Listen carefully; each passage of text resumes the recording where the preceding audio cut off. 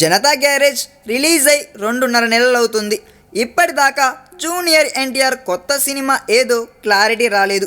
ఈ 2.5 నెలల్లో వక్కంతం వంశీ మొదలుకొని దాదాపు 1/2 మంది పేర్లు వినిపించాయి.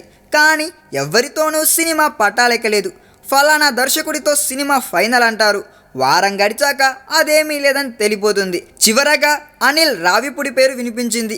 కానీ ఆ తరువాత చప్పులు లేదు. ఇప్పుడు కొత్తగా ఇంకో పేరు వచ్చిందండోయ్. ఆ పేరు కొంచెం ఆశ్చర్యం కలిగించేదే. తమిళ మాస్ మసాలా సినిమాలకు పెట్టింది పేరైన హరితో ఎన్టీఆర్ సినిమా చేస్తాడని అంటున్నారు. సింగం సిరీస్తో పాటు సామి లాంటి బ్లాక్ బాస్టర్లు చాలానే ఉన్నాయి హరి కెరీర్లో. సూర్య లాంటి క్లాస్ హీరోను కూడా ఊర మాస్గా ప్రజెంట్ చేసి హిట్లు కొట్టిన ఘనత హరి సొంతం. ఇక ఎన్టీఆర్ లాంటి మాస్ హీరోతో హరి సినిమా చేస్తే బాగానే ఉంటుంది. అయితే ఎన్టీఆర్ ఇంతకు ముందులాగా మాస్ మసాలా సినిమాలు చేయట్లేదు.